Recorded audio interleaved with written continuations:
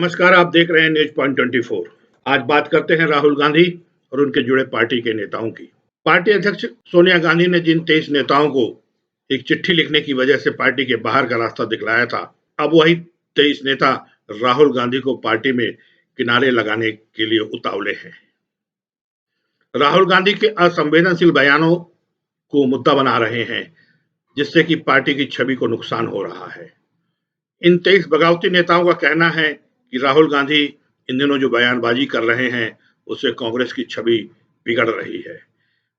राहुल गांधी के बयानों से भारतीय जनता पार्टी को फायदा हो रहा है। कांग्रेस के अंदर अब राहुल की असंवेदनशीलता का मुद्दा गरमाने लगा है।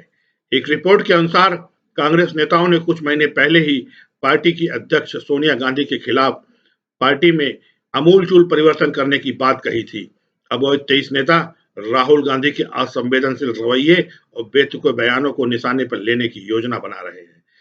इन नेताओं का कहना है कि जिन मुद्दों पर पार्टी को जनता के बीच में खुलकर बोलना था, अपनी आवाज उठानी थी, उस पर पार्टी खामोश रही, जिसके चलते विरोधी भारतीय जनता पार्टी को ज्यादा फायदा हुआ। एक नेता ने तो यहां तक कहा कि कृषि मुद्दे से जुड़े मामले पर पार्टी को जिस तरह से मुखर रूप से विरोध करना चाहिए था, वो दिखा नहीं। राहुल गांधी सिर्फ पंजाब तक में सीमित रह गए। राहुल के उस बयान को भी निशाने पर लिया गया, जिसमें राहुल गांधी ने कहा था कि अगर कांग्रेस की सरकार होती तो 15 मिनट में चीन की सेना को बाहर फेंक देते। जाहिर तौर पर पार्टी नेताओं को उनका यह बयान बेहद ही बेतुका लगा। इसके साथ ही पार्टी के 23 नेताओं में यह बात भी सामने आई कि प्रधानमंत्री मोदी पर बिना किसी मुद्दे के बेबुनियाद आरोप लगाना कांग्रेस को नुकसान पहुंचा रहा है। इन मुद्दों में कई नेताओं में मतभेद है, लेकिन महत्वपूर्ण बात यह है कि कांग्रेस की मुख्य लाइन में लौटने के लिए ये 23 नेता अपना एक नया कोर ग्रुप बना चुके हैं। इन पार्टी नेताओं ने पार्टी की गलतियों और खास करके राहुल गांधी की गलतियों को निशाना बनाना शुरू कर दिया है। अब वे राहुल गांधी को साइड लाइन करना चाहते हैं। राहुल गांधी लगातार नए कृषि कानून के मुद्दे पर भारतीय जनता पार्टी और नरेंद्र मोदी की सरकार को घेर रहे हैं। इसके साथ ही जहां सरकार और सेना के बयान इस साफ बता रहे हैं कि चीन भारतीय सेना के सामने घुटने टेक चुका है, तो दूसरी ओर राहुल गांधी सरकार पर चीन और लद्दाख के मुद्दे पर हमला बोल रहे हैं, जो कि असंवेदनशीलता की पराकाष्ठा को दर्शाता है। ये बड़ी बेतुकी बात है कि देश के विपक्ष के नेता कहें कि 15 मिनट के अंदर चीन की सेना को बाहर फेंक देता। इन नेताओं ने जब पहली बार सोनिया गांधी को चिट्ठी लिखी थी, तो उस समय राहुल गांधी काफी तैश में आ गए थे और इन नेताओं पर भड़क गए थे। अब ये संभव है कि ये नेता पहले राहुल गांधी को ही साइड लाइन करने की जुगाड़ में लगे हुए हैं। संभवतः वो जानते हैं कि अगर पार्टी में चुनाव हुए तो कुछ महीने के बाद फिर राहुल गांधी उन पर थोप दिए जाएंगे।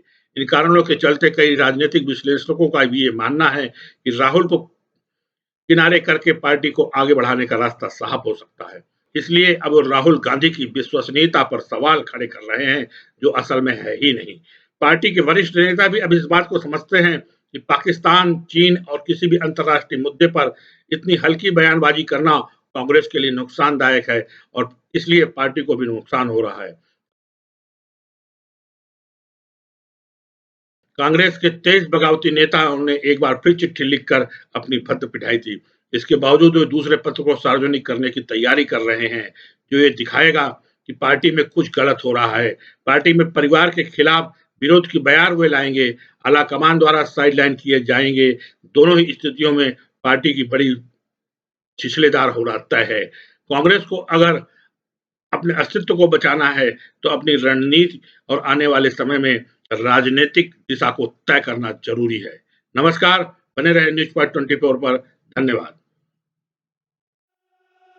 She burns the bridges in my head by lighting up a fire. Bury my